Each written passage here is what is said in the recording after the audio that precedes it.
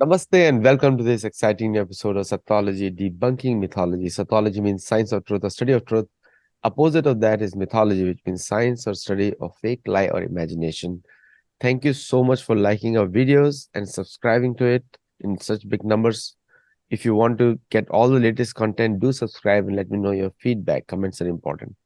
Today I have a very special guest on the show, and his second book is coming out.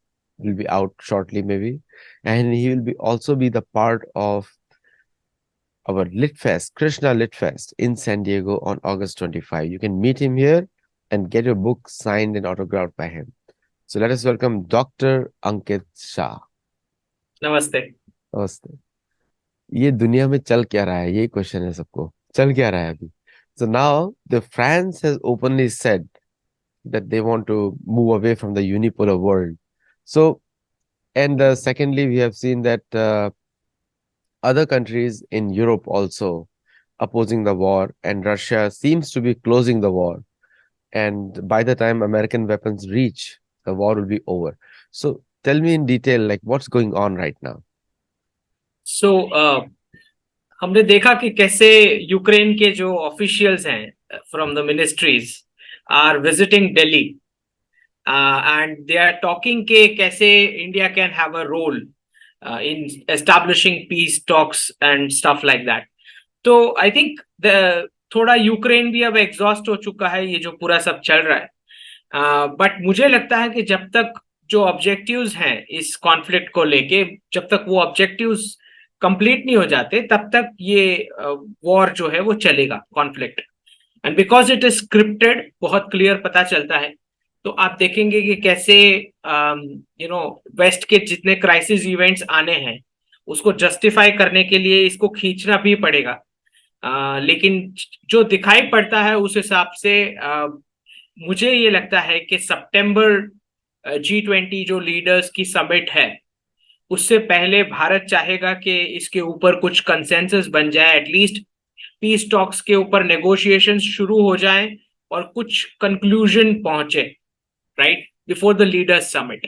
तो उसी direction में हम देखते हैं कि कैसे यूक्रेन के ऑफिशियल्स आए हैं दिल्ली और वो बता रहे हैं कि भारत का तो विश्व गुरु का रोल है, ये वो काइंड ऑफ बटरिंग के कुछ सॉल्यूशन आ सके, लेट्स सी। तो और उन्होंने इनवाइट भी किया है हमारे national security adviser Ajit Doval को यूक्रेन में। तो देखते हैं कि आगे क्या होता है। लेकिन ये जो पूरा डायरेक्शन है जिसमें मैं बताता हूं कि कैसे करेंसी का reset, banking crisis, sovereign debt crisis, ये सब आगे दिख रहा है। तो आप देखेंगे कि इसके अंदर पूरा जो डीकोलोनाइजेशन का वेव जो मैंने बताया था और जो मैंने प्रेडिक्ट किया है कि बाय 2025 2026 ये रिसेट के तहत जो भी कैपिटल ट्रिमिंग होनी है वेस्टर्न एसेट्स की, जो हाईली इन्फ्लेटेड है because of reserve currency bubble, तो ये बबल बर्स्ट होना है, जिसका अभी अब एग्जांपल देख रहे हैं कि कैसी बड़ी बड़ी प्रॉपर्टीज, मैंने ट्वीट भी किया था कि they are being sold at half the price. तो कुछ कमेंट्स भी आते हैं कि ये साइकिल्स तो चलती रहती है वैल्यूएशंस और प्राइसिंग की, लेकिन ये वो वाली साइकिल नहीं है मेरे हिसाब से। ये वो वाला परमानेंट वाला कैपिटल ट्रिमिंग है जो रिजर्व करेंसी बबल जब बर्स्ट होता है तो बहुत ही नेचुरल सी चीज है ये होना। तो बहुत सारी रियल एस्टेट की प्रॉपर्टी, स्पेशली कमर्शियल वन, वो खाली पड़ी दिखाई देगी। हो सकता है कुछ कमर्शियल प्रॉपर्टीज को हाउसिंग में भी कन्वर्ट कर दिया जाए, एक्सेट्रा एक्सेट्रा। तो ये आप वेस्ट में देखेंगे। साथ साथ ही साथ आप यूके की प्रॉपर्टीज जो बहुत ज्यादा इन्फ्लेटेड है वो भी नीचे आएंगी, आप देखेंगे। पेंशन फंड्स में भी इश्यूज आएंगे। तो ये सारा जितना भी इन्फ्लेटेड एसेट्स है वेस्ट का, वो बैठेगा इस साल। और जो हम देख रहे हैं कि डीकोलोनाइजेशन के वेव में कैसे फ्रांस के जो इमैनुअल मैक्रोन हैं, और मैंने जो बताया कि सोशलिस्ट फ्रीबीज में कट आना है सारी वेस्टर्न इकोनॉमीज में, क्योंकि इस तरह से एंडलेस प्रिंटिंग ऑफ करेंसी नहीं हो पाएगा once we go into the pegged currency world. ठीक। तो फ्रांस में हमने देखा कि they started with the pension reform. तो उसी के चलते पूरा प्रोटेस्ट शुरू हुआ फ्रांस में, जो बहुत अब एग्रेवेट हो चुका है। और कहीं ना कहीं इमैनुअल मैक्रोन को ये समझ में भी आता है कि अफगानिस्तान एग्जिट के बाद लगभग बहुत सारे ऐसे नेशनलिस्ट लीडर्स यूरोप के जो हैं उनको समझ में आ गई कि ये पूरा फेक वॉर ऑन टेरर था, there was no real war on terror. और और इसीलिए ये जो प्रोटेस्ट हुए उसके सामने मैक्रोन को ऐसा अंडरस्टैंडिंग हुआ कि शायद ये फंडिंग, ये जो प्रोटेस्ट है वो ऑर्गेनाइज्ड प्रोटेस्ट फाइनेंस बाहर से हो रहा है कुछ वेस्टर्न एलिमेंट्स के तरफ से। तो उन्होंने कुछ इनकम टैक्स रेट्स भी डलवाई वो बड़ी बैंक्स पे, जहां से उनको लगता है कि ये ऑर्गेनाइज हो रहा था। ठीक।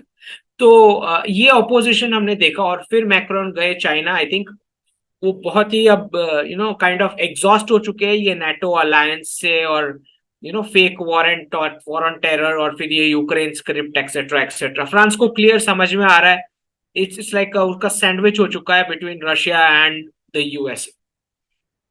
तो ही विजिटेड चाइना।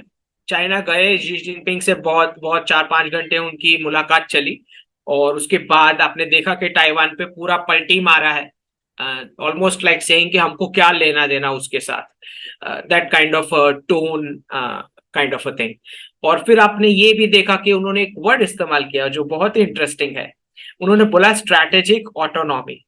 अब ये जो वर्ड है स्ट्रैटेजिक ऑटोनॉमी, वो खाली Indian ministry of external affairs use करता है। अब देखने वाली इंटरेस्टिंग चीज यहाँ पे ये है कि चाइनीज लीडरशिप जो है, शी जिनपिंग, अब क्योंकि हम बहुत सारे रिपोर्ट्स देख रहे हैं कि China is a replacement, China is a new global power, yuan can replace dollar, ये सारे रिपोर्ट्स हम आजकल बहुत ज्यादा पढ़ रहे हैं मेन स्ट्रीम मीडिया में। तो जो मैं नहीं मानता, क्योंकि मैंने तो पहले ही इस पे क्वेश्चन मार्क लगाया है कि yuan can not be a good store of value. तो अगर किसी भी नेशन को सेविंग्स पार्क करने के लिए अपने रिजर्व्स में, if yuan is not a good store of value, transaction के लिए तो सब रेडी हो जाएंगे क्योंकि चाइना मैन्युफैक्चरिंग जायंट है और सबको सप्लाई करता है, तो सब ट्रेड के लिए तैयार है युआन युआन और बायलैटरल करेंसीज में। लेकिन जब बात आती है एज रिजर्व्स, सेविंग्स इकट्ठा करने की, then yuan is not a good store of value. क्योंकि उसका ट्रांसपेरेंसी क्वेश्चन मार्क में है। अच्छा, अगर युआन उतना स्ट्रांग होता कि वो डॉलर को रिप्लेस कर पाता और सारी नेशंस उसको ट्रस्ट करती, तो फिर ब्रिक्स करेंसी बनाने की कोई जरूरत ही नहीं थी। द वेरी फैक्ट कि ब्रिक्स करेंसी फॉर्मूला पे वर्क हो रहा है उसका मतलब ही ये है। और डिजिटल युआन को लॉन्च हुए अब 3 से 4 साल हो चुके हैं, it's such a big failure. जो मैंने बताया कि कोई कंट्री सेविंग्स में रखना नहीं चाहेगी, उसको तुरंत छुटकारा पाना चाहेगी, मतलब कुछ युआन इकट्ठा हुआ है, वो तुरंत कुछ परचेज करके उसको खाली कर देंगे। So if it is not a good store of value, then it is not for savings, and if it is not for savings then it's not a reserve currency। ठीक है। तो मुझे ये लगता है कि जैसे मैक्रोन ने शी जिनपिंग को जाके ये वर्ड इस्तेमाल किया स्ट्रेटेजिक ऑटोनॉमी, जो एक तरह से यूएस के लिए भी था ऑन ताइवान इशू, कि यूरोप जो है आगे जाते स्ट्रेटेजिक ऑटोनॉमी अपनाना चाहता है, ना चाइना के हिसाब से चलेगा ना अमेरिका के हिसाब से। तो बेसिकली वो बता रहा है कि हम इंडिया के हिसाब से चलेंगे, क्योंकि टर्मिनोलॉजी भी वही है स्ट्रेटेजिक ऑटोनॉमी। और ये मैंने लास्ट ईयर ही प्रेडिक्ट कर दिया था कि फ्रांस ने वो वाली पार्टनरशिप ऑफर कर दी है इंडिया को, no questions asked, whatever you say whatever you do. और ये इसलिए हुआ है क्योंकि अफगानिस्तान में 20 साल बेवकूफ बनने के बाद के कोई वॉर ऑन टेरर चल रहा था। जिस तरह से रेड कार्पेट वेलकम मिला तालिबान को और वहां से निकल लिए, और फिर ऑकस में कैसे सबमरीन डील्स जो थी वो छीन ली गई फ्रांस से ऑकस बना के। तो ये पूरा अनरेवल हो चुका है। France is now very clear कि बहुत उल्लू बन चुके ये नेटो और ईयू और अलायंस वेस्ट कलेक्टिव करके। और नॉट जस्ट दैट, मैक्रोन ने डॉलर पर भी क्वेश्चन मार्क डाला है। तो आप देखते हैं कि शी जिनपिंग जितनों को मिलेंगे, चाहे वो गल्फ के लीडर्स हो, क्योंकि गल्फ में भी शी जिनपिंग गए 3 दिन के लिए अरब समिट, चेक करने के लिए कि अगर मैं वेस्ट से डीकपल करता हूं तो मुझे कितना कमिटमेंट मिल पाता है, और पता चला 30 बिलियंस का मिला, 30 billions which is just peanuts. ठीक। तो जहां भी शी जिनपिंग या अमेरिकन लीडरशिप जाएगी, हर जगह, चाहे वो अफ्रीका हो, ईयू के बड़े नेशंस हो, या इंडियन सब कॉन्टिनेंट के नेशंस हो, हर जगह से एक ही आवाज सुनाई देगी, और वो है इंडिया। और उसका बहुत ही क्लियर सा रीजन है कि ट्रस्ट और ट्रांसपेरेंसी ये दो चीज है जो खाली इंडियन डिप्लोमेसी दिखा पाई है। अगर आप अमेरिकन एलाइज हैं तो आप कितना ट्रस्ट कर पाएंगे, एलाइज जानते ही हैं। ठीक। अगर आप चाइना से ट्रेड कर रहे हैं तो आप जानते ही हैं कि डिजिटल युआन या युआन जो है, उसको आप उसको आप कैसे रिजर्व करेंसी में रख सकते हैं, चाहे कितना भी ट्रेड आप कर लें, क्योंकि क्या फ्लक्चुएशन और मैनिपुलेशन होगा आप नहीं जानते। ठीक। तो मुझे लगता है कि जिस तरह से मैक्रोन ने ये वर्ड यूज इस्तेमाल किया, स्ट्रैटेजिक ऑटोनॉमी, जिस तरह से प्राइम मिनिस्टर ने वो voice of global south summit जो बुलाई थी, और जिस तरह से ब्रिक्स की करेंसी का वर्क चल रहा है, मुझे नहीं लगता yuan can replace the dollar. ठीक। अब बात आ जाती है कि पेग्ड करेंसी वर्ल्ड की बात चल रही है, या जो बोलते हैं कि फियाट करेंसी। तो कोई भी करेंसी जो होती है उसकी वैल्यूएशन तीन चीज पे होती है। एक होता है कि जो पेग्ड कमोडिटीज का कंपोनेंट है उस करेंसी में। दूसरा होता है कि आपकी पॉपुलेशन कितनी प्रोडक्टिव है, और ऐसा कौन सा प्रोडक्ट बना पाती है जो वर्ल्ड को चाहिए एट कॉम्पिटिटिव रेट। और तीसरा पार्ट होता है वैल्यूएशन ऑफ करेंसी का, कि उस करेंसी की ग्लोबल डिमांड कितनी है। राइट। तो one portion of which is कि सेविंग्स में रखना चाहते हैं कंट्रीज या नहीं, दूसरा ट्रेड के लिए रखना चाहते हैं या नहीं। तो हम देखेंगे कि जैसे ही ये पूरा हम पैक्ड करेंसी वर्ल्ड में जाएंगे, तो वेस्ट जो है वो बिल्कुल अफोर्ड नहीं कर पाएगा परचेस करना फ्रॉम एशिया, बिकॉज क्योंकि नेचुरल रिसोर्सेज और रिजर्व तो है, लेकिन पॉपुलेशन कितनी प्रोडक्टिव है, ऐसा कुछ प्रोडक्ट बना पाने के लिए जो कॉम्पिटिटिव प्राइसिंग पे वर्ल्ड को दे सके, ऑलमोस्ट जीरो। बिकॉज डिफेंस और टेक के अलावा ज्यादा कुछ हमने देखा नहीं है वेस्ट में, और डिफेंस जो है उसका ज्यादा यूज, क्योंकि मुझे नहीं लगता कि कोई भी, जो वर्ल्ड वॉर के अभी बहुत सारे एक्सपर्ट्स बता रहे हैं कि अगर डीडॉलराइजेशन जो अब एक्सेप्ट करने लग गए हैं कि हो रहा है, तो उसमें सबको ही बता रहा है कि वर्ल्ड वॉर होगा, वर्ल्ड वॉर होगा। उनको पता ही नहीं है कि अगर अमेरिका की कैपेसिटी होती रशिया और चाइना के साथ वॉर करने की, तो ये यूक्रेन वाला फेक कॉन्फ्लिक्ट करने की जरूरत ही नहीं थी। So the very fact that this Ukraine conflict is going on, उसका मतलब ही ये है that dedollarization will be given a free pass. तो हम देख रहे हैं कि डिफेंस की भी अब उतनी जरूरत, मतलब ठीक है, अगर यूएस के वेपन्स कोई ले भी रहा है तो what is the kind of trustworthiness in terms of supply. जब क्राइसिस आएगा तब सप्लाई मिलेगा नहीं मिलेगा। एलाइज को कभी तो सैंक्शन की बात करते हैं, सुबह सैंक्शन की बात करते हैं, दोपहर को स्ट्रैटेजिक पार्टनरशिप की बात करते हैं, शाम तक बोलते हैं सप्लाई आपके ह्यूमन राइट्स और माइनॉरिटी का इशू है। तो ये जो इनस्टेबिलिटी है पॉलिसीज में जो हम वेस्ट में देखते हैं, उसकी वजह से कितने भी अच्छे टेक्नोलॉजी वाले वेपन्स क्यों ना हो, उसके बावजूद वो वाली इकोनॉमी भी इनकी फंक्शन नहीं कर पाती है। रही बात लास्ट पोर्शन जो प्रोडक्टिविटी ऑफ पॉपुलेशन, तो वो तो हम पहले भी कितनी बार डिस्कस कर चुके हैं कि फैमिली इंस्टीट्यूशन ये लोग डिस्ट्रॉय कर चुके हैं सोशलिस्ट फ्रीबीज दे दे के।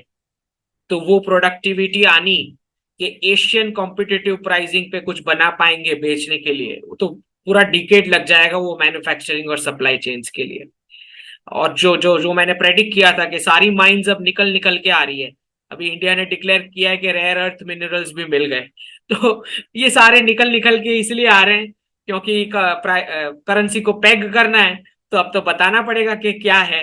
अभी तक सब सब नेशंस ने छुपा के रखा था, पब्लिक में आएगा कि मेरे पास इतने रिजर्व्स हैं, मेरे पास इतने रिजर्व्स हैं, क्योंकि अब करेंसी पेग होनी है, सिंपल सी बात है।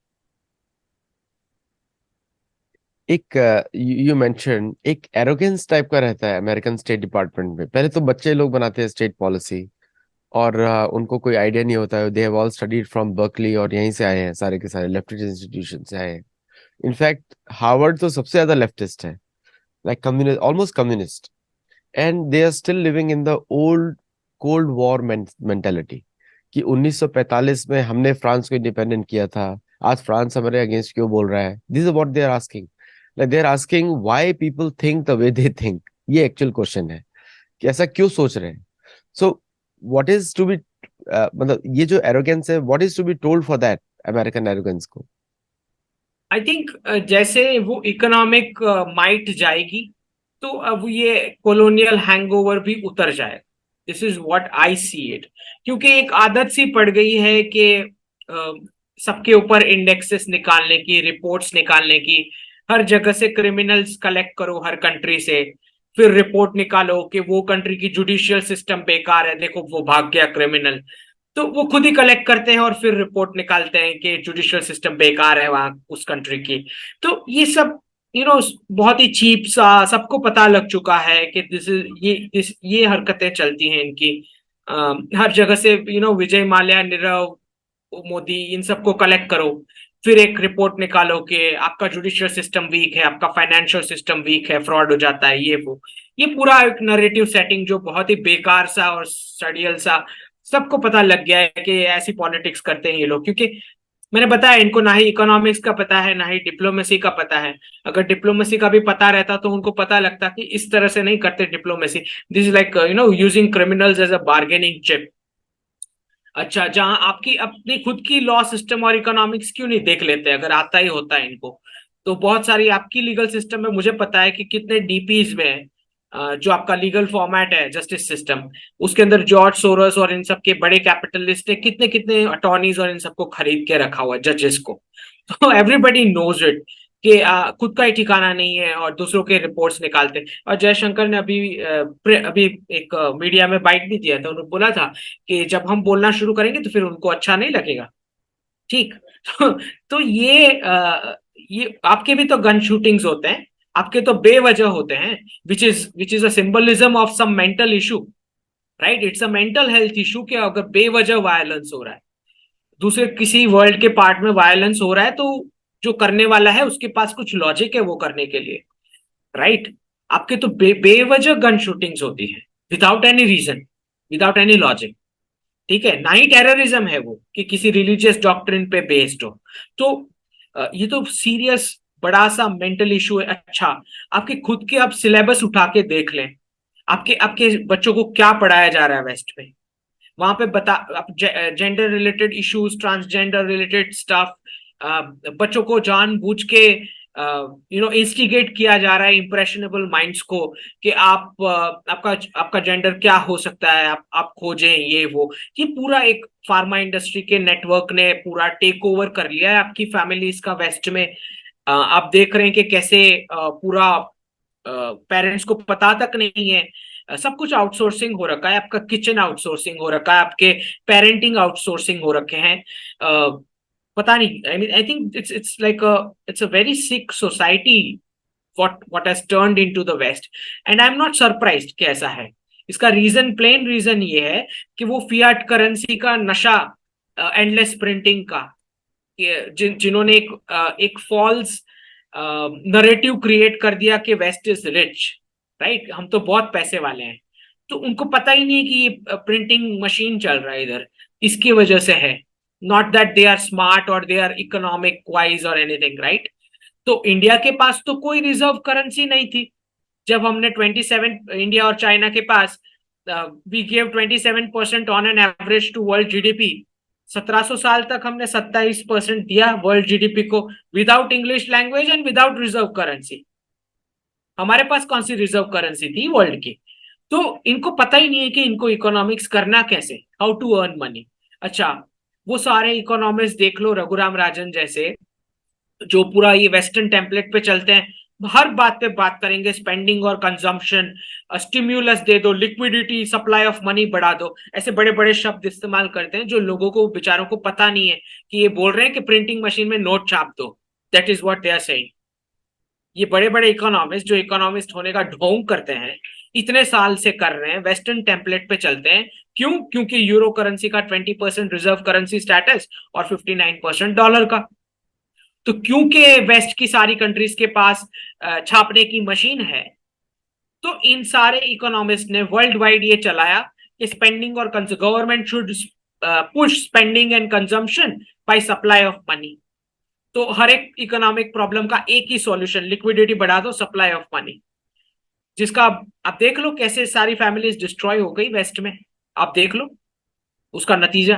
तो इन्होंने पूरा सोसाइटी अपना बर्बाद कर दिया just for keeping the reserve currency status, मुफ्त के रिच बने रहने के लिए ये जो छापने की मशीन का इस्तेमाल किया फॉर 4-5 डिकेड्स, और उसमें उनकी पूरी सोसाइटी तबाह हो चुकी है।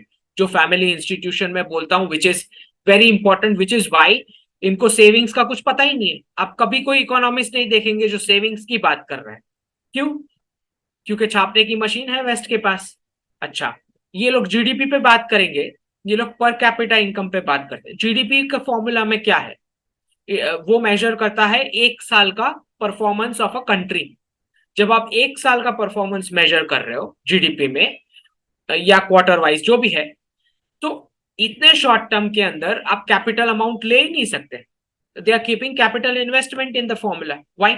It's a capital item. अगर आप परफॉर्मेंस मेजर कर रहे हैं for 1 year, why do you put a capital item? क्योंकि आपके पास छापने की मशीन थी, तो आपके वहां जो कैपिटलिस्ट है वो आज 10 करोड़ लेंगे, 1 महीने बाद वापस 10 करोड़ की लोन लेंगे क्योंकि कम इंटरेस्ट पे मिल रही है। अभी तक ऐसे ही चल रहा था, राइट? तो ये उसी जीडीपी पे फिर बाकी सारी कंट्रीज को वर्क करवाते हैं कि नहीं नहीं आप तो गरीब है। क्यों भाई, हम क्यों गरीब हैं जब आपका फॉर्मूला ही जीडीपी का गलत है? तो ये पूरा बहुत ही मतलब मजाक सा, economics has become like a joke in the world, इनकी वजह से, क्योंकि इनको लगता है कि हिस्ट्री इनके साथ शुरू हुई, इकोनॉमिक्स भी इन्हीं के साथ शुरू हुई। इनको, इनके दिमाग में ऐसा है। तो ये दिस इज और फिर आप देखेंगे सारी इवन एजुकेशन इंस्टीट्यूट यहाँ जितने हैं उसमें भी इकोनॉमिक्स के प्रोफेसर हैं। आप उनको जाके बताएंगे, आप पूछेंगे तो बोलेंगे स्पेंडिंग एंड कंजम्पशन। कोई नहीं बता रहा सेविंग्स के बारे में।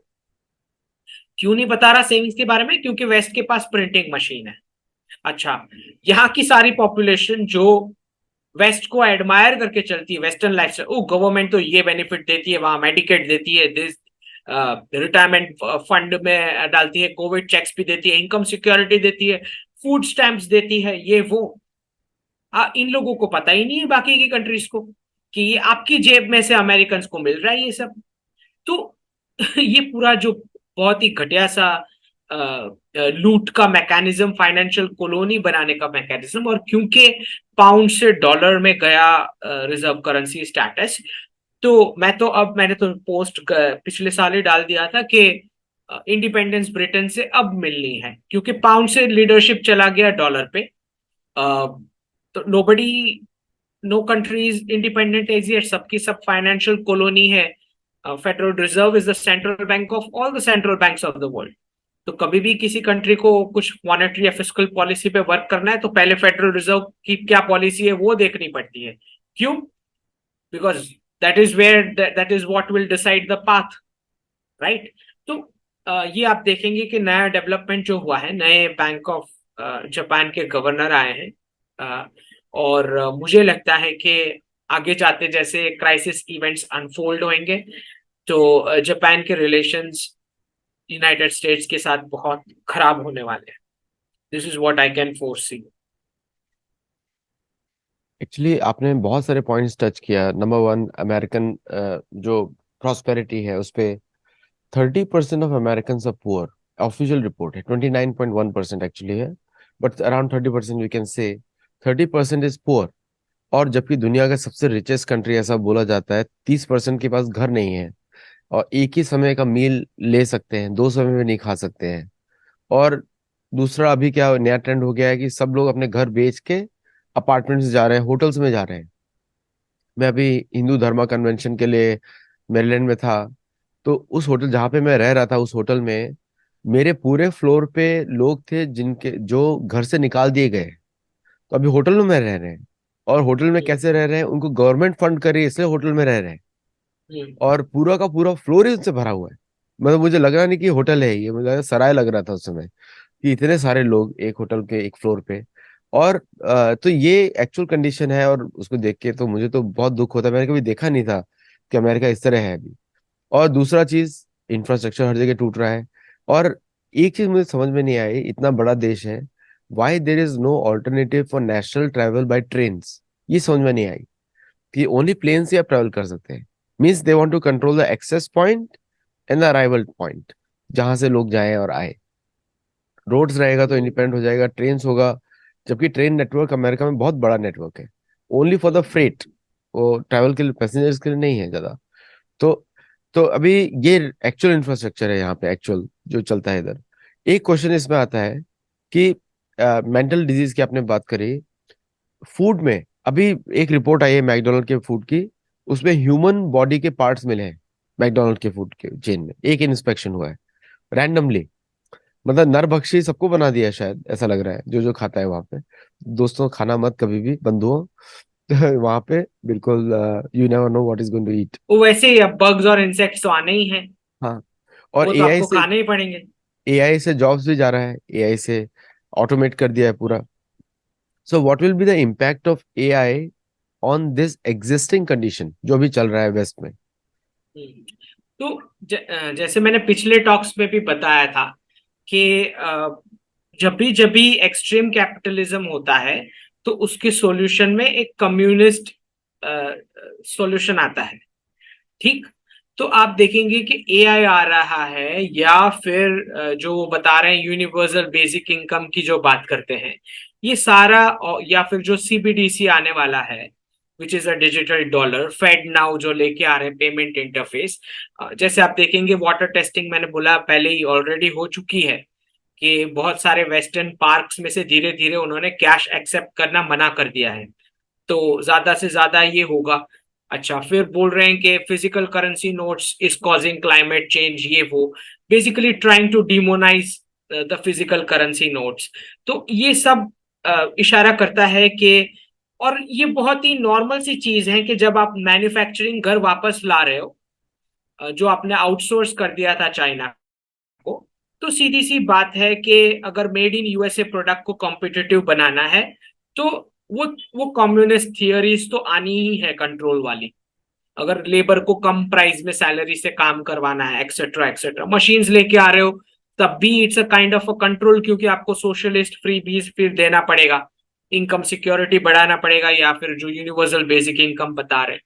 तो एक मैं देखता हूं कि जैसे चाइना को फिर एक बार पेग्ड करेंसी वर्ल्ड में जब वैल्यूएशन फ्लिप हो जाएगी, तो चाइना की करेंसी उस हिसाब से ऊपर जाएगी प्रोडक्शन वाइज, तो फिर west will not be able to afford. लेकिन सबसे ज्यादा बेनिफिट होगा चाइनीज पॉपुलेशन को। क्यों? क्योंकि अब वो कम क्वांटिटी में पहले जो कमा रहे थे उससे ज्यादा पैसे कमाएंगे, और लोगों के पास टाइम बचेगा फॉर लीजर। तो चाइनीज सोसाइटी मैं देख रहा हूं कि जब वो एक्सपोर्ट ओरिएंटेड मॉडल से हटेगी, मतलब वेस्ट के एक्सपोर्ट जैसे जैसे कम होते जाएंगे आगे जाते हुए, तो वो सोसाइटी लिबरल होना शुरू होगी। रशिया जो है वो that will become one of the top two richest country in the world, because जो मैंने बताया है कि नेचुरल रिसोर्सेज तो अभी है, उसी हिसाब से वो ऊपर है सबसे। लेकिन उसके बावजूद जो आर्कटिक का मेल्ट होगा वो तो बहुत बड़ा खजाना है जो निकलेगा। और फिर उसकी आर्मी की जो डोमिनेंस रहेगी नए सी रूट्स पर आर्कटिक मेल्ट होने के बाद, it's going to become the top two richest country. तो मैं देख रहा हूं कि रशिया और चाइना सोसाइटी जो है वो लिबरलाइज आगे जाते होती दिखाई पड़ेगी थ्रू द डिकेड। और जो अमेरिकन सोसाइटी है या वेस्टर्न सोसाइटीज हैं, वो ज्यादा कम्युनिज्म की ओर जा रहे हैं। This is what I can foresee. क्योंकि जब भी इकोनॉमिक क्राइसिस आता है, या फिर आपको मैन्युफैक्चरिंग घर लेके आना पड़ता है, तो पोल्यूशन होगा, लो प्राइस लेबर चाहिए आपको उसको मेड इन यूएसए प्रोडक्ट्स को कंज्यूमेबल प्राइस पॉइंट पे ले जाने के लिए। तो मैं इस तरह से, और फिर आप देखें ना कि ऑलरेडी टेंशन तो शुरू हो गई है। ये तो कोई सरप्राइज नहीं है। मैंने 2016 में पूरी 1.5 घंटे की मेरी स्पीच थी, जहां पे मैंने 3 चीज प्रेडिक्ट करी थी कि Trump will win the election. 2016 I am talking about. Second prediction was, जिस दिन चाइना अनएम्प्लॉयमेंट झेलने के लिए तैयार हो जाएगा, तो फियाट रिजर्व करेंसी वाला वर्ल्ड खत्म हो जाएगा। और तीसरा मेरा प्रेडिक्शन था गोल्ड बैक डिजिटल करेंसी। तो तीनों के तीनों होते हुए मैं देख रहा हूं। अभी टेक्सास ने कैसे गोल्ड कॉइन्स के ऊपर एक नोटिफिकेशन डाला है, टेनेसी भी उस ओर बढ़ रहा है गोल्ड कॉइन्स। और आई थिंक आपके कॉन्स्टिट्यूशन में प्रोविजन भी है गोल्ड कॉइन्स के लिए, ऑफिशियली है। तो there is no legal question mark on any of the US states not following the track of what the federal government says। तो आगे जाते मैं देखूंगा कि स्टेट और फेडरल गवर्नमेंट के बीच फ्रिक्शन और ज्यादा बढ़ने वाला है। This is what I can foresee in the west. और मैं तो ये पहले से बोलता था कि चाइनीज लेबर के टॉर्चर की वजह से वेस्ट वाले ये सारे डेमोक्रेसी और फ्रीडम फॉर्मेट के मजे लूट रहे हैं, राइट। तो जब ये टॉर्चर से बाहर आ जाएंगे, राइट, तो आप देखेंगे कि वेस्टर्न डेमोक्रेसीज को अंदर से ही खतरा होना शुरू हो जाएगा। तो आई थिंक उसी डायरेक्शन में ये सब जा रहा एक एक बड़ा इंटरेस्टिंग चीज है कि नाउ सडनली द यूके ने एक ऐसे, I don't know whether you read it और नॉट, मैंने देखा था कि anyone keeping more than 1,000 pound in cash and not transacting in US in the UK digital currency, then they can be jailed also। ये तो pure ये तो लोगों पे फिएट लगा दिया है। ये फिएट ये करेंसी की बात नहीं। सच है कि नहीं पता नहीं, बट आई एम सेइंग कि आगे जाते ये करना ही पड़ेगा because the crisis is very big. आप एक बात समझ लें कि ये वेस्ट की नेशंस पहले इनको इनको पैसे कैसे अर्न करना है उनको पता ही नहीं है। तो प्रिंटिंग मशीन पहले 300 साल, जो मैं बोलता हूं बार बार, पहले 300 साल इंडिया की लूट चला के ब्रिटेन ने यूएस कनाडा और ऑस्ट्रेलिया बिल्ड किया इंडियन लूट से। और अब पिछले 150 साल में पाउंड और यूएस डॉलर वाली रिजर्व करेंसी की फॉर्मेट से प्रिंटिंग मशीन छाप छाप के they think it is wealth. अब जो है जैसे ही पैक्ड करेंसी वर्ल्ड में जाएंगे तो इनको सच में काम करना पड़ेगा for earning money, which is I don't know how they will be. वो कैसे मैनेज करेंगे मुझे बहुत ही डाउटफुल लगता है। जैसे मैंने बताया कि फैमिली इंस्टीट्यूशन, क्योंकि उनके घर पे मैरिजेस ही इंटैक्ट नहीं है कि बच्चों का एजुकेशन कंप्लीट हो without a loan, without a debt. जो फैमिली की कोई बैकिंग ही नहीं है तो करियर कहाँ से कंप्लीट होगा। उनके पेरेंट्स चेंज हो जाते हैं ग्रेजुएशन होते होते 2-3 बार। तो आई डोंट नो कि ये सोसाइटी प्रोडक्टिविटी या आउटपुट कैसे दे पाएगी जब वो प्रिंटिंग मशीन बंद हो जाएगा करेंसी छापने वाला। I am really doubtful. तो मुझे नहीं पता कि कितना केओस आएगा किस हद तक। राइट्स तो मैंने प्रेडिक्ट करे हैं, आई नो, बट कितनी सीवियरिटी रहेगी ये कंट्रोल्स की, बिकॉज जो रीसेट करना है उसके लिए तो मैसिव कंट्रोल लगेगा। मतलब स्टेट को सभी को कंट्रोल करना पड़ेगा, entire access to money. Actually वो तो कंट्रोल कर ही रहे हैं वो पूरी तरह, because very few people can move. जो सिविलाइज्ड लोग हैं जो कि मेन स्ट्रीम में अमेरिकन उसमें है, तो वो तो hardly they can move also, सब डिपेंडेंट है। और एक नया कल्चर भी आ गया है, 2 जॉब्स का 3 जॉब्स का। लेकिन मैन्युफैक्चरिंग नहीं है, क्योंकि मैन्युफैक्चरिंग के लिए दे नीड लेबरर्स। और दैट्स वाई इलीगल इमिग्रेशन को प्रमोट भी कर रहे हैं, because there is nobody to work in their factories. तो वो उस तरह का होगा, लोग आएंगे। लेकिन अनफॉर्चुनेटली जो लोग आ रहे हैं इधर, कोई भी लेबरर उसमें जाना नहीं चाहता है। Everybody wants an office job in the city. अभी जैसे मैं देख रहा था एक रिपोर्ट, यहाँ पे लोकल रिपोर्ट है, construction workers have reduced by almost 50% despite being the immigration being very high. तो डिफाइज ऑल द लॉजिक कि वो कंस्ट्रक्शन वर्कर्स की कमी कैसे हो रही है जबकि इमिग्रेशन टॉप पे है। इसका मतलब कि जो लोग आ रहे हैं वो उस जॉब्स पे नहीं जा रहे हैं, उनका स्किल सेट ही नहीं है उस जॉब में जाने के लिए। और बहुत सारे इंडिया से भी लोग हैं, कल एक मैंने लाइव वीडियो देखा किस तरह वो मैक्सिको से क्रॉस कर रहे हैं। लेकिन लेकिन एक जनरली लोगों को में एक विश्वास है कि सरकार सब कुछ देख लेगी, जैसे पास्ट क्राइसिस देखा ये भी देख लेगी। लेकिन अमेरिकन को भी आइडिया नहीं है सिवियरिटी क्या है। और दूसरा, इंश्योरेंस एजेंसीज की वजह से health care is very expensive, very very expensive. एक छोटा सा दांत का दर्द हो या आई साइड में थोड़ा सा हल्का सा चश्मे के लिए बात हो, तो everything is out of reach of common people. Now question comes in now that कि if if this is the condition of the insurance agencies of US, और भारत में भी और हर जगह इंश्योरेंस का कॉन्सेप्ट लाया जा रहा है, विल दैट इवन वर्क? क्योंकि वो सी भारत का ट्रेडिशन तो रहा है कि health care was always a right and free है, लेकिन अभी देख रहे हैं कि वो कॉन्सेप्ट भी आ गया है कि यू हैव टू पे for the health care. So how long will this, ये जो import of American idea failed economic system, तो उसमें how will the developing countries sustain तो ग्लोबल साउथ? हाँ, तो डेवलपिंग कंट्रीज पर्टिकुलरली जितनी भी एशियंस हैं और ग्लोबल साउथ की नेशंस हैं, उसमें मुझे लगता है, क्योंकि जो मैं बताता हूं कि डीकोलोनाइजेशन का एक वेव शुरू हुआ है, जहां पे फ्रांस और जर्मनी में प्री स्कूल्स हमने बताया कि कैसे गुरुकुल मोड में outside open air education, forest life education की बात हो रही है. ऑस्ट्रेलिया बोल रहा है मोनाक्स को हम करेंसी में से हटा रहे हैं, ब्रिटिश मोनाक्स को. अफ्रीका में जैसे गाली पड़ रही है. कैलिफोर्निया में जैसे अफ्रीकन अमेरिकन कम्युनिटी ने बोला कि हमको रेपरेशंस दो कॉलोनियल टॉर्चर के, राइट. तो इटली ने बोल दिया कि इंग्लिश लैंग्वेज को तो हम बैन करेंगे.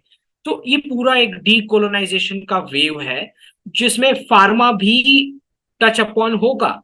इसका रीजन ये है क्योंकि बहुत सारी हमारी ट्रेडिशनल जो मेथड्स थी मेडिसिन की, मैं बड़े वाले ऑपरेशंस की या उसकी बात नहीं कर रहा जिसमें मॉडर्न टेक्नोलॉजी लगती है, अभी जो लगती है वो किसी का एक्सीडेंट हो गया, दैट ऑल.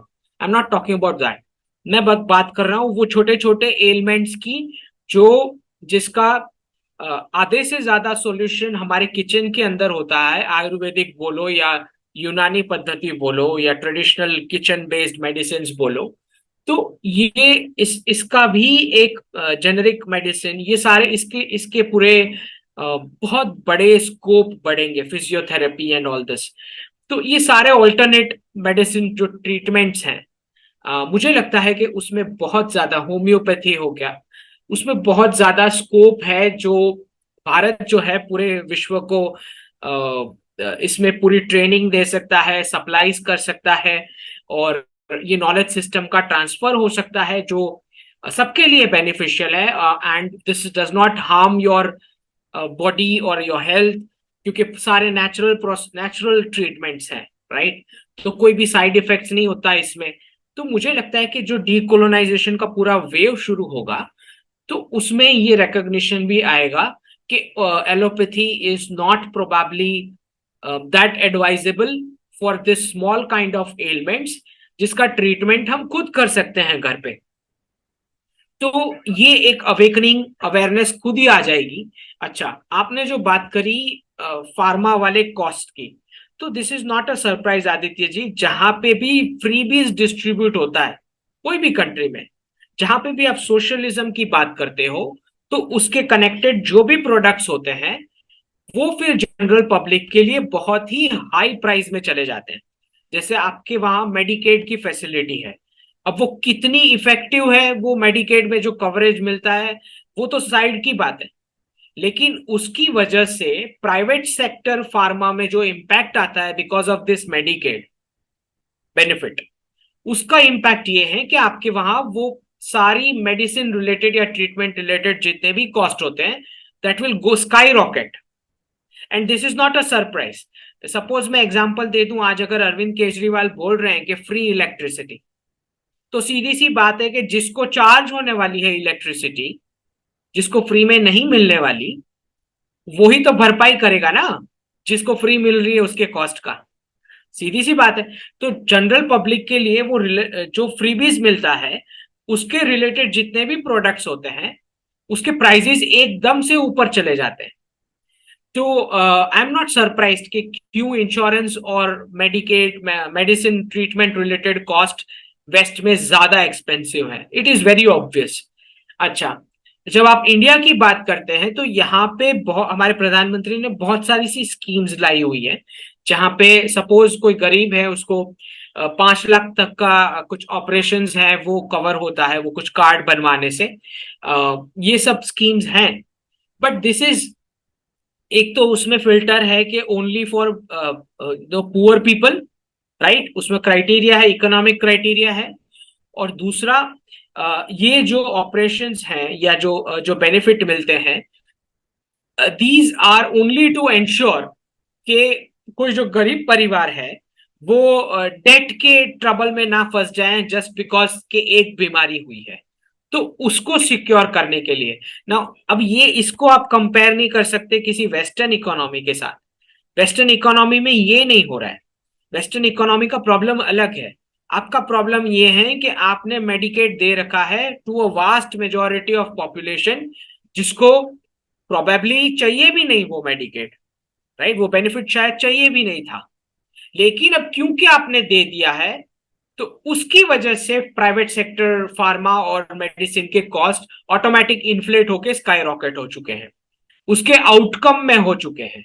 क्योंकि जो लोग नहीं डिजर्व करते थे उनको भी आपने ये मेडिकेट का बेनिफिट दिया, तो उसके चलते इतने डिकेड्स बाद उसका ट्रिकल डाउन इम्पैक्ट ये आया है कि जो अफोर्ड कर सकता है, मतलब 30 साल पहले कर सकता था बिना मेडिकेट के, अब वो बिना मेडिकेट के भी अफोर्ड नहीं कर सकता, और मेडिकेट का जो भी उसके एवज में जो भी टैक्सेस लगता है या जो भी कट्स लगता है वो भी एक्सपेंसिव हो गया है, और प्राइवेट सेक्टर तो पूरा ही बदमाश हो गया है, whatever they want to charge. तो ये सोशलिज्म के ये सारे नेगेटिव इम्पैक्ट्स हैं। तो ये जो कम्युनिज्म और कैपिटलिज्म होता है जो एक्सट्रीम एंड्स पे, ये दोनों एक दूसरे को सप्लीमेंट और कॉम्प्लीमेंट करते हैं, ये ऐसे ही चलते हैं। ठीक, एक ने एक्सप्लॉइट करना रहता है तभी उसके सॉल्यूशन में वो कम्युनिस्ट वाला आता है, और फिर जो कम्युनिस्ट वाला आता है वो फिर प्राइवेट सेक्टर को एक एक्सक्यूज बन जाता है, नहीं नहीं अब तो चार्ज करना ही पड़ेगा, otherwise how will we run the business. तो ये ऐसे कॉम्प्लीमेंट करके they exploit the masses. Actually आपने बहुत ही डिटेल में उसका बताया, because this is exactly what is happening. और एक जो अमेरिकन स्कॉलरली प्राइड है, स्कॉलरली कंसेंसस प्राइड वाला एक सिस्टम है, लास्ट क्वेश्चन, हाँ दे दीजिए, वन लास्ट। हाँ, एकेडमिक सिस्टम में जो चलता है scholarly consensus, where only the European thought process is promoted, no non European thought process is promoted. और उसके चक्कर में क्या होता है, people like me and others who have a alternative version of American history gets sidelined, वो चलता है। एंड हम लोगों को प्रॉब्लम नहीं है, तो we sell more because of that, so we want them to continue what they are doing. लेकिन for the State Department of USA to talk with any other country, it's a big problem for the other country, not for the State Department. तो अभी जैसे African union ने भी गाली करना शुरू कर दिया है। तो what is the future of this scholarly consensus, और रादर अनहोली अनस्कॉलरली कंसेंसस? इसका हमें बैकवर्ड लिंकेज देखना पड़ेगा आदित्य जी, कि जैसे ही पेग्ड करेंसी वर्ल्ड में जाएंगे तो ये चाहे कितने बहाने दे, एआई बोले, क्लाइमेट चेंज बोले, वट एवर, ये जो करेंसी रीसेट है जो बड़ा आ रहा है, इसको जो भी नाम दे वो चाहे दे, ठीक। इसके बाद जो इमीडिएट जो एक्शन आएगा, जो हम देखेंगे कि बहुत सारी एकेडमिक कॉलेजेस में ताले लग जाने हैं, क्योंकि जॉब्स को अगर अगर कॉलेजेस जॉब्स की गारंटी नहीं दे पा रही है, मतलब 15-20 साल का इन्वेस्टमेंट करने के बाद भी एजुकेशन सिस्टम, तो वो एजुकेशन सिस्टम ऑटोमेटिक कोलैप्स हो जाती है। तो एक जो ये पूरा नेक्सस है जिसकी आप बात कर रहे हैं, जहां पे जानबूझ के एक एक ट्विस्टेड हिस्ट्री पढ़ाई जाती है, क्योंकि कुछ वेस्टेड इंटरेस्ट है जहां जिसको एक psychological impact young impressionable minds को दे के, और क्योंकि उस तरह के मासेस चाहिए जो ब्लैंक हो, जिनको हिस्ट्री पता ना हो, या रॉन्ग हिस्ट्री पता हो, या ट्विस्टेड हिस्ट्री पता हो, इसका बहुत ज्यादा एक वेस्टेड इंटरेस्ट चाहता है कि ऐसा हो। तो मुझे लगता है कि जब इकोनॉमिक्स, जॉब्स की इकोनॉमिक्स कोलैप्स होगी, तो ऑटोमेटिक एकेडमिक्स की जो पूरी सेटअप है जो सपोर्ट कर रही थी ये वेस्टेड इंटरेस्ट को, वो भी क्वेश्चन में आ जाएगी, और फिर वो पूरा अनरावल होगा। अब क्वेश्चन ये है यहाँ पे, और मैं नहीं, फ्रैंकली स्पीकिंग, मैं टू बी वेरी ऑनेस्ट, मुझे नहीं लगता कि वेस्ट के जो नेशंस हैं उनको उतना विजडम है, और वो विजडम एक्सपेक्ट भी हम क्यों करें, क्योंकि वो उनका जन्म ही अभी हुआ, 300-400 साल, 500 साल, तो उनका जन्म ही अभी हुआ है। अब आप कैसे एक्सपेक्ट कर लेंगे कि उनको उतनी विजडम होगी कि लाइफ कैसे चलानी है, क्या इकोनॉमिक्स होना चाहिए, फैमिली इंस्टीट्यूशन क्या होता है, रिलेशनशिप क्या होता है, धर्म क्या क्या रोल है इकोनॉमिक्स में। मुझे नहीं लगता कि वेस्ट से हम ये विजडम हमें एक्सपेक्ट भी करना चाहिए, क्योंकि जब वो यहाँ आए थे तो सब मिटाने आए थे, यहाँ से कुछ अडॉप्ट करने नहीं आए थे। ठीक। तो मुझे लगता है कि ये जिम्मेदारी हमारी बनती है भारत की, कि आप ही डिग आउट करें और आप ही वो पूरा पाथ बताएं, guiding path to the world. और इसी में देखता हूं कि कैसे फ्रांस है, उसके बाद आप देखेंगे ग्रीस भी आएगा, एक के बाद एक जो ईयू नेशंस हैं वहां पहले अवेकनिंग आएगी, क्योंकि वहां पे पहले क्राइसिस है, सीधी सी बात। आपके वहां क्राइसिस लेट आना है। तो ईयू की नेशंस जो है, मुझे लगता है कि भारत बहुत कुछ वहां कंट्रीब्यूट कर सकता है यूरोपियन सोसाइटीज में, और उनके प्रॉब्लम सॉल्व करने में हेल्प कर सकता है हमारे एंशियंट इंडिया विजडम के साथ।